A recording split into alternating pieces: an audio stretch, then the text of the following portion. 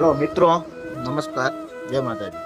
હું તમને એવો કહેવા માંગુ છું કે આજથી નહીં, મોદી ત્યારથી સત્તામાં ગુજરાતમાં આવ્યા હતા ત્યારથી લઈને આજ સુધીની વાત કરું છું કે મોદીએ પોતાની સીએમ પદની જે ઉપસ્થિતિમાં કામ કર્યો એ ટાઈમે જે ગુજરાતના નાગરિકો પ્રેસવાળા કેટલી ગાળું હાલતા હતા.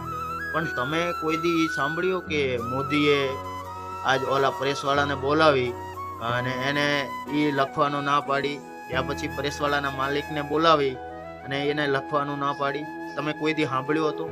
પણ હું તમને કહેવા માંગુ છું કે 85માં 1985માં સરકાર કોની હતી? કોંગ્રેસની. બરાબર. એટલે પ્રેસ સળગાવી નાખ્યો હતો. બરાબર. એના ઉપરાંત પણ હું તમને કહેવા માંગુ છું કે ઈ વ્યક્તિ આજ પણ એને મોડાથી પ્રેસ વાળાને કે મીડિયા વાળાને કે સોશિયલ મીડિયા વાળાને કે મિત્રો લોકોને કે છોકરીઓને કે કોઈને પણ આજ સુધી નહીં કીધું કે તમે મને ગાળો ના બોલો. બરાબર. અને એવા માણસને તમે લોકો ખોટો બોલો છો. તમને શરમ આવી જોઈએ. રહી વાત રામ મંદિરને ચોરીની, તો એ લોકો અંદર બેઠા છે. બરાબર.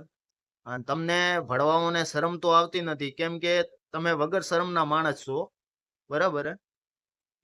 તમે અહીંયા રામ મંદિરનો ફોટો લઈને ડબ્બો લઈને મારા હારા નીકળી પડ્યા.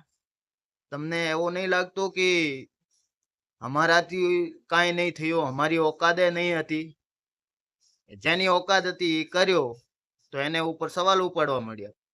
તમે કોઈ દી નહીં સુરક્ષિત રહો. તમારે ઉપર એને લોકો તમને કાંઈ નહીં કરી શકે, પણ ઉપરવાળો જે બેઠો છે ને એ તમારી એને રાતી પીળી કરી નાખશે. બરાબર.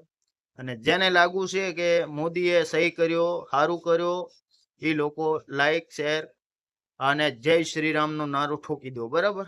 અને જેને ખોટો લાગ્યો એની બાળી ઓંખ. બરાબર. જય માતાજી.